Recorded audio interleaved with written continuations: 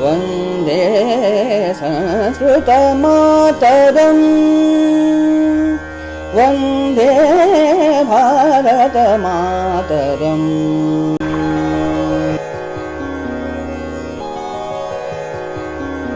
नमो नमः, नमस्कारः, वन्दे संस्कृत मातरम्। अस्माकम् अस्याम् ऑनलाइन संस्कृत भाषा शिक्षण कक्षायाम् अहं समेषाम् उपस्थितानां संस्कृतानुरागी बन्धु भगिनीनां स्वागतं करोमि, अभिनन्दनं करोमि। सन्ध्या भगिनीं च निवेदयामि यत् सरस्वती वन्दनां कृत्वा अस्याः कक्षायाः प्रारम्भं करोतु। ॐ सरस्वती नमस्तुभ्यं वरदे कामरूपिणि विद्यारम्भं करिष्यामि सिद्धिर्भवतु मे सदा। नमस्ते शारदे देवी सरस्वती मतिप्रदे वसत्वं मम जिह्वाग्रे सर्वविद्याप्रदा भव। ॐ श्री सरस्वत्यै नमः। सर्वेभ्यो नमो नमः। धन्यवादः। धन्यवादः, नमो नमः। आप सबने एक उक्ति तो सुनी ही होगी कि भारतस्य प्रतिष्ठे द्वे संस्कृतम संस्कृतिस्तथा, कि भारत की दो प्रतिष्ठाएं हैं, एक संस्कृत और दूसरी संस्कृति। और साथ ही एक उक्ति और पढ़ी होगी कि संस्कृति ही संस्कृताश्रिता या संस्कृति ही संस्कृताश्रिता। उत्तर भारत के लोग संस्कृति बोलते हैं, इधर दक्षिण की तरफ हम आते तो संस्कृति बोलते हैं। तो संस्कृति ही संस्कृताश्रिता, इसका मतलब कि दो प्रतिष्ठाएं तो हैं, संस्कृति और संस्कृत, पर उसमें महत्वपूर्ण ज्यादा हो गई संस्कृत, क्योंकि जो संस्कृति है वो संस्कृताश्रिता, वो संस्कृत पर आश्रित है। वस्तुतः संस्कृत पर आश्रित नहीं है तो उन ग्रंथों पर ही आश्रित जो हमारे प्राचीन ग्रंथ हैं, वेद पुराण आदि, जो हमारा वाङ्मय है, चाहे वो वैदिक हो चाहे लौकिक हो। पर वो सारा वाङ्मय चूंकि संस्कृत में लिखा हुआ है, इसलिए हमारी संस्कृति संस्कृत पर ऐसे आश्रित हो गई है कि यदि हम भारत के आचार विचार व्यवहार या हम धर्मार्थ काम मोक्ष, हम अपने कर्तव्यों को, हम चतुर्वर्णों को, हम दर्शन को, हम हमारी भारतीय पूजा पद्धति को, कर्म कांड को, यज्ञ विधान को, षोडश संस्कारों को, सिद्धांतों को, कला को, साहित्य को, है ना, या फिर जो विविध हमारी 64 कलाएं हैं उनको, या हमारे वाङ्मय में निहित जो विविध विज्ञान है उसको जानना चाहते हैं, तो उसका जो साधन है वो संस्कृत है, क्योंकि वो सारे ग्रंथ संस्कृत में लिखे हुए हैं। यद्यपि उसके अनुवाद मिलते हैं, पर अनुवाद से हम जो ज्ञान प्राप्त करते हैं वो पराश्रित होता है। अनुवादक ने जो अनुवाद कर दिया हमको वो मानना पड़ेगा। और यही कारण है कि जो अंग्रेजों के समय में मैक्स मूलर इत्यादि जो विद्वान आए और उन्होंने हमारे वेदों का जैसा अनुवाद कर दिया, उसको अधिकांश भारतीयों को मानना पड़ा, क्योंकि सबको संस्कृत नहीं आती थी।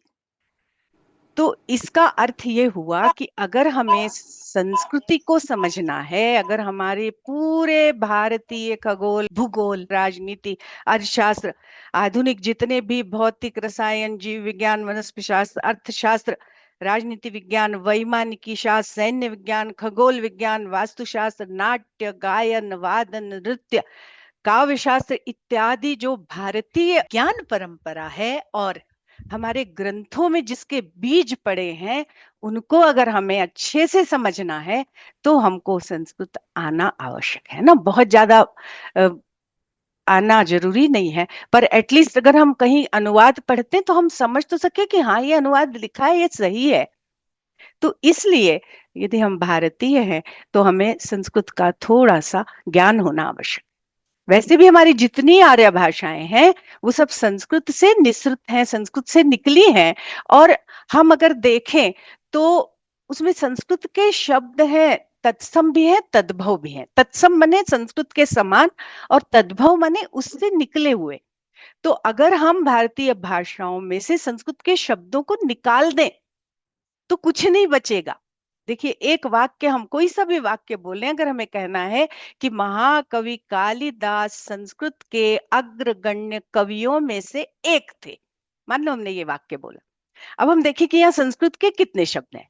महाकवि संस्कृत का शब्द है, कालिदास संस्कृत का शब्द है, संस्कृत संस्कृत का शब्द है, अग्रगण्य संस्कृत का शब्द है, कवि संस्कृत का शब्द है, एक संस्कृत का शब्द है।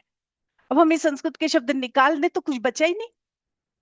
तो केवल ये हिंदी के साथ नहीं है, आप बंगाली में बोल के देखिए, आप मराठी में बोल के देखिए, आप गुजराती में बोल के देखिए, प्रायः तत्सम शब्द है और फिर उनके बिगड़े हुए रूप भी हैं। जैसे कर्म का काम हो गया, दुग्ध का दूध हो गया।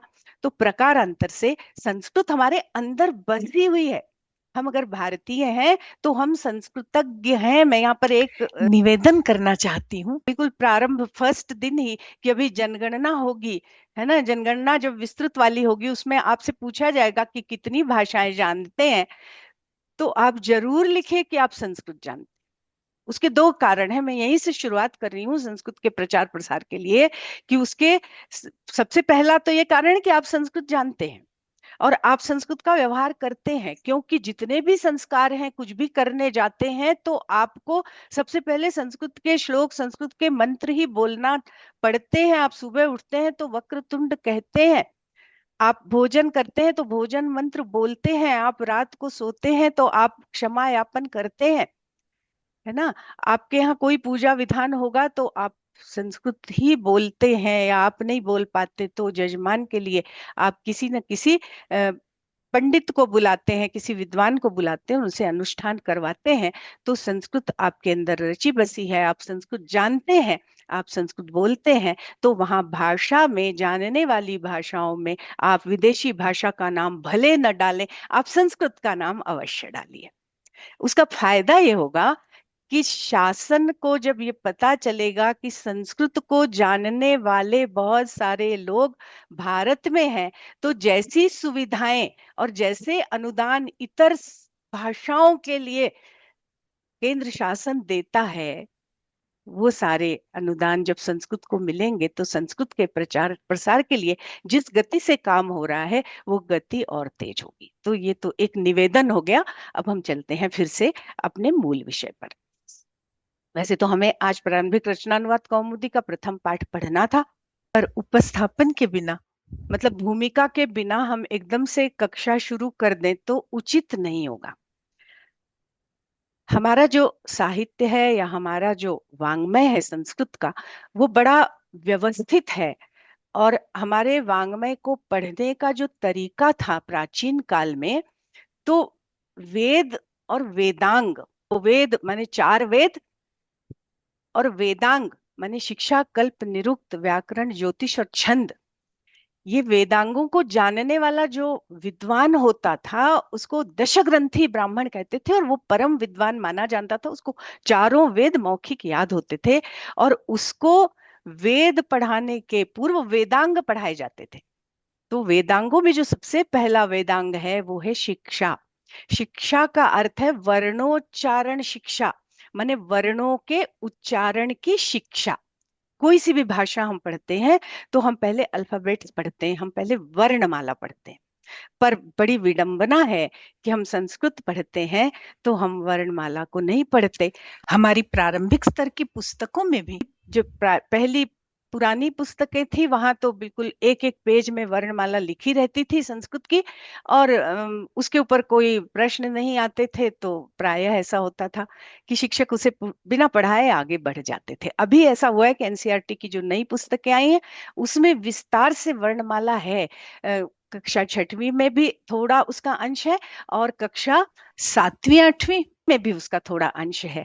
तो ये एक अच्छा परिवर्तन है कि दो पाठों में वो है, तो उसके ऊपर प्रश्न बनेंगे और उसके ऊपर प्रश्न बनेंगे तो शिक्षक उसको पढ़ाएंगे। आप लोगों ने भी कम से कम छठी सातवीं आठवीं में संस्कृत पढ़ा होगा। आप याद कीजिए, क्या आपको संस्कृत की व्यवस्थित वर्णमाला किसी ने सिखाई? यदि किसी ने बताया है तो बड़े सौभाग्य की बात है। सबको ऐसा लगता है कि हमने जो हिंदी की वर्णमाला पढ़ी है देवनागरी लिपि की, क ख ग घ ङ छ छ छ छ य या अ आ इ ई उ ऊ इत्यादि, वही तो संस्कृत की वर्णमाला है, उसी से हम काम चला लें। पर ऐसा नहीं है। जो हिंदी की वर्णमाला है वो थोड़ी सी तद्भव हो गई है। जो संस्कृत की वर्णमाला है, जिसको हम वर्ण मातृका कह सकते हैं, वो बड़ी व्यवस्थित है और उसके लिए ग्रंथ बने हुए हैं, केवल वर्णमाला को सिखाने के लिए। महर्षि पाणिनि का ग्रंथ है पाणिनीय शिक्षा, याज्ञवल्क्य जी का ग्रंथ है वर्णोच्चार शिक्षा, वर्णों का उच्चारण करने की शिक्षा। और एक एक वर्ण का उच्चारण करने के लिए जाने कितने नियम वहां बताए गए हैं। और यहाँ पर मैं एक बात और बताना चाहती हूँ कि वो नियम समझ के आपको वर्णों का उच्चारण नहीं करना है। वर्णों का उच्चारण तो हमारा बच्चा जो है जैसे बोलने लगता है बिना व्याकरण समझे ही करने लगता है। पर वो जब तोतला बोलता है तो वो कभी क को त बोलता है, कभी वो काका को ताता बोलता है, कभी वो च च च च करके बात करता है। तो वो कारण ये है कि उसको नहीं पता कि किस वर्ण का उच्चारण उसको कैसे करना है, और फिर वो धीरे धीरे प्रयत्न पूर्वक सीख लेता है। हमारे शास्त्रों में नाद को ब्रह्म कहा है और शब्द को भी ब्रह्म कहा है। इस शब्द ब्रह्म की, इस नाद ब्रह्म की उत्पत्ति जो है, ब्रह्मांड उत्पन्न हुआ तब से है। हमारी जो वर्ण मातृका है वो स्वयंभूत है, उसको किसी ने उत्पन्न नहीं किया है। और आइए अब हम आओ संस्कृत सीखें। हमने एक टैगलाइन दी है हमने हमारी कक्षा को, उसके अंतर्गत हम जो छठवीं कक्षा में वर्णमाला है उसको मैंने कक्षा छठवीं की एनसीईआरटी की नई पुस्तक है जिसका नाम है दीपकम, उसमें से मैंने कुछ स्लाइड्स बनाई है आपके लिए। तो हम उन स्लाइड्स पर चलते हैं और आज तो हम वर्णोच्चारण के विषय में ही सीखते हैं। तो आओ संस्कृत सीखें भाग 5 के अंतर्गत। भाग 3 इसलिए हो गए कि वो जो उद्घाटन सत्र था उसके मैंने 3 रिकॉर्डिंग वीडियोस बनाए हैं जिसकी लिंक ऊपर आई बटन पर लगा रही हूँ। उसके पहले एक भूमिका का वीडियो है और आओ संस्कृत सीखें का आज हमारा ये 5वां भाग है। इसके अंतर्गत आज हमारे कक्षा शिक्षण का प्रथम दिवस है और हम पढ़ने जा रहे हैं संस्कृत वर्णमाला। इस वर्णमाला के अंतर्गत हम जानेंगे संस्कृत वर्णमाला को, हम जानेंगे स्वर और व्यंजनों की परिभाषा को, हम जानेंगे स्वरों के भेद को, और समय बचा तो हम जानेंगे व्यंजनों के भेद को और अयोगवाहों को।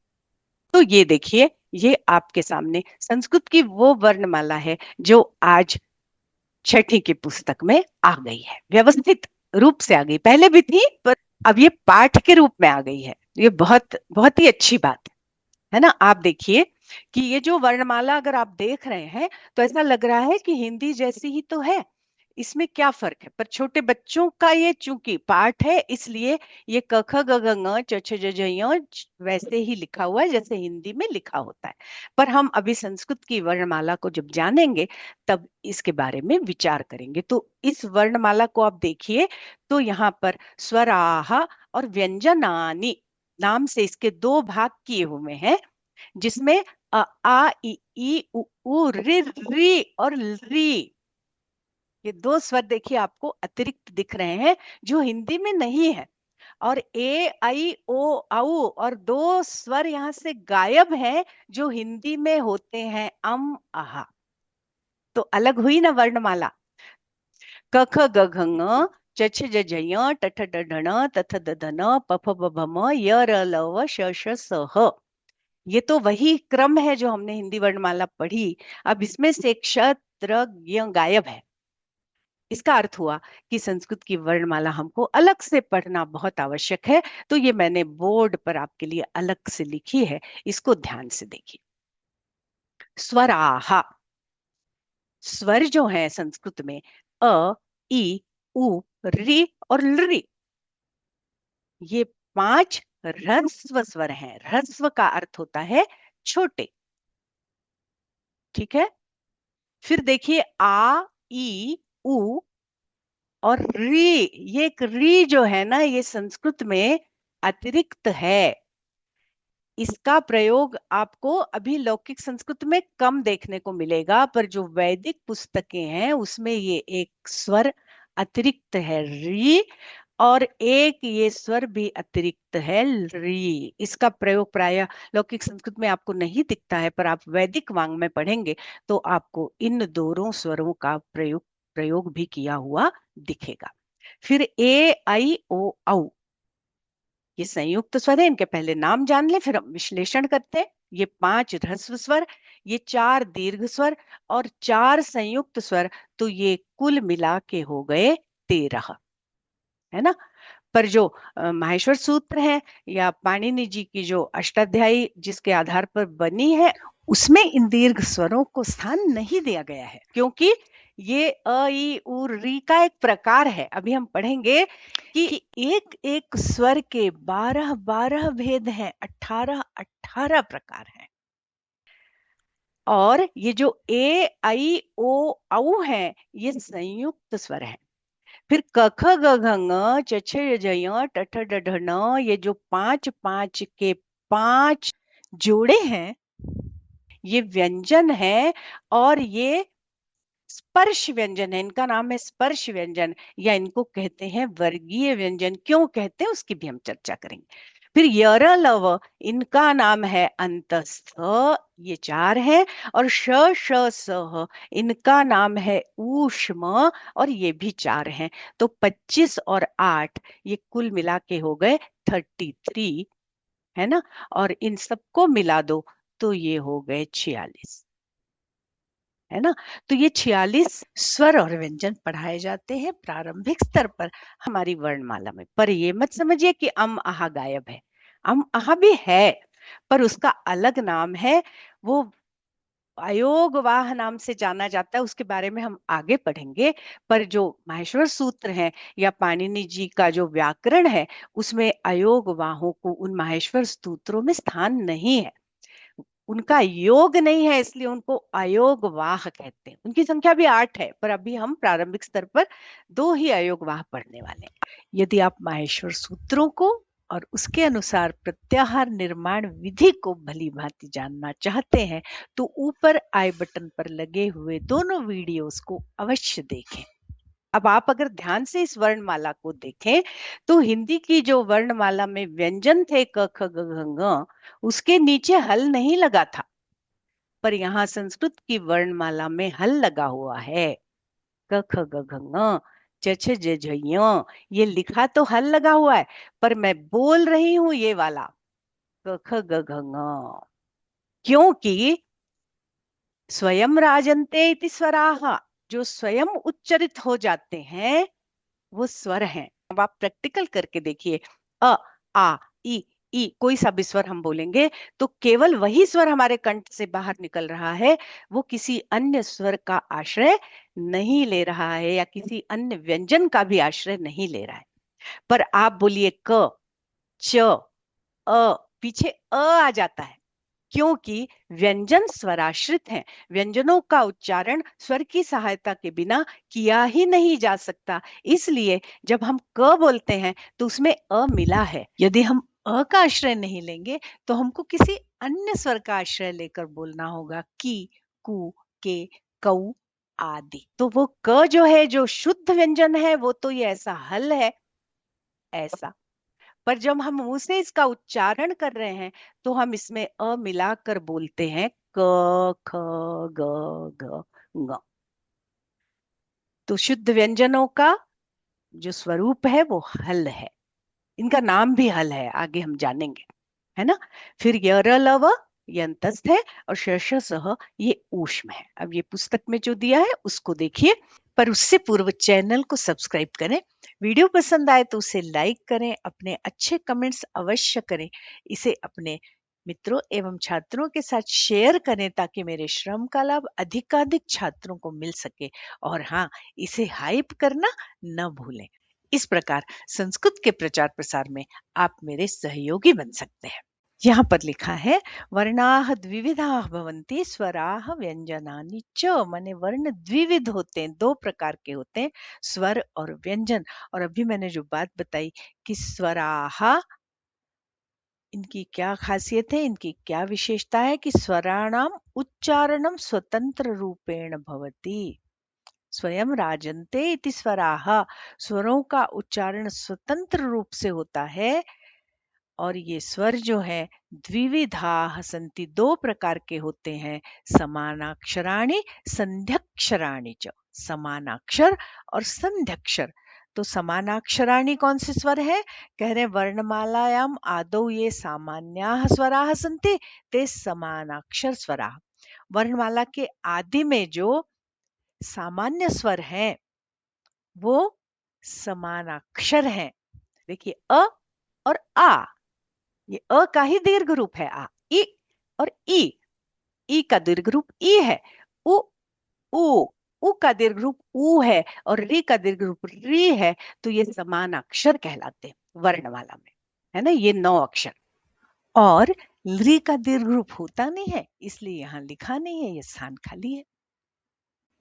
अब स्वरों का दूसरा भेद देखिए। संध्यक्षराणि मतलब संध्यक्षर स्वराः। द्वयोः निश्चित स्वरयोः संधि द्वारा ये नवीना स्वराः जायन्ते ते संध्यक्षर स्वराः भवन्ति। माने दो निश्चित स्वरों की संधि के द्वारा जो नवीन स्वर उत्पन्न होते हैं उनका संध्यक्षर नाम है, और वो है ए, आई, ओ और औ। तो देखिए यहाँ पर आपको दिखाई पड़ रहा होगा कि अ धन ई बराबर ए, माने अ और ई मिलके ए बनता है और अ और ए मिलके आई बनता है। इसी तरह अ और उ मिलके ओ बनता है और अ और ओ मिलके औ बनता है। तो ये ए, आई, ओ, औ, ये जो 4 अक्षर आपको दिख रहे हैं ये संध्यक्षर स्वर है ना। और यहाँ पर देखिए नीचे लिखा हुआ है कि लृ वर्णस्य दीर्घा न सन्ति, लृ वर्ण का दीर्घ नहीं होता, और संध्यक्षराणाम ह्रस्वाः न सन्ति, और ये जो संध्यक्षर स्वर है इनका ह्रस्व रूप नहीं होता। ये पाणिनीय शिक्षा सूत्र में लिखा हुआ है। चलिए आगे चलते हैं। अब ये देखिए आपके सामने ये स्वरों का स्वरूप आ गया कि अ, ई, उ, री, लृ ये ह्रस्व स्वर है, आ, ई, उ, री ये दीर्घ स्वर है, और ए, आई, ओ, औ ये दीर्घ तो है ही, दीर्घ होने के साथ साथ ये संध्यक्षर है, माने ये 2 वर्णों से मिलके बने, है ना। अभी हमने पढ़ा कि अ, ई मिलके ए और अ, उ मिलके ओ। फिर अ के साथ जब ए मिलेगा तो आई हो जाएगा, और अ के साथ जब ओ मिलेगा तो औ हो जाएगा। ये तो 6वीं की पुस्तक में हो गया। अब इसी का एक प्रकार और है। ह्रस्व दीर्घ के बाद एक प्रकार और आता है स्वरों का, जिसका नाम है प्लुत, है ना। तो हम अगली स्लाइड पे चलते हैं जो 7वीं कक्षा की पुस्तक में। तो ये देखिए अब एक इसमें और लाइन जुड़ गई, एक खाना और जुड़ गया कि स्वरों के 3 प्रकार हो गए, ह्रस्व, दीर्घ और एक तीसरा प्रकार है प्लुत। तो अब देखिए प्लुत सारे स्वरों का प्लुत है। अ का भी प्लुत है, ई, उ, री, लृ, ए, आई, ओ, औ सबका प्लुत स्वर है। और आप सोच रहे होंगे कि ये प्लुत क्या है, ये तो हमने कभी देखा ही नहीं। अभी मैं आपको बताती हूँ, आपने देखा भी है और आप बोलते भी हैं, है ना। तो देखिए हमने जो देखा कि ये जो प्रकार हैं, तो देखिए जो अ, ई, उ, री इन सबके 3-3 रूप बन रहे हैं। तो ये 4 के 3-3 रूप बन रहे हैं, तो ये 12 हो गए। और ये लृ से लेकर ये ए, आई, ओ, औ इनके 2 ही 2 रूप बन रहे हैं, क्योंकि लृ का दीर्घ नहीं है और ए, आई, ओ, औ का ह्रस्व नहीं है, पर प्लुत तो है सबका। तो इसलिए इनके 2 ही 2 प्रकार बने, तो ये 5 दूनी 10 हो गए। तो 12 और 10 मिला दो तो ये हो गए कुल 22, माने स्वरों के भेद हो गए 22। पर आप अभी यहां मत रुकिए। हमारा जो शास्त्र है इतनी बारीकी से वर्णों पर विचार करता है, इतनी सूक्ष्म दृष्टि से उनका विश्लेषण करता है कि आप चमत्कृत हुए बिना नहीं रह सकते। केवल अ अक्षर जो है ना उसके 18 भेद हैं, हम अभी पढ़ेंगे, है ना। तो देखिए इस प्रकार 22 भेद हो गए स्वरों के। अब आपको एक मन में आ रहा होगा कि प्लुत क्या है, प्लुत क्या है। तो प्लुत स्वर और व्यंजनों के वर्गीकरण के विषय में हम जानेंगे इस कक्षा रिकॉर्डिंग के अगले भाग में, क्योंकि हमारे वीडियो का आकार अभी बहुत बड़ा हो गया है। तो आज के लिए बस इतना ही। बहुत शीघ्र मिलते हैं वर्णमाला से संबंधित कक्षा की रिकॉर्डिंग के अगले भाग में। तब तक के लिए नमस्कार। जयतु संस्कृतम, जयतु भारतम, पुनर्मिलामः।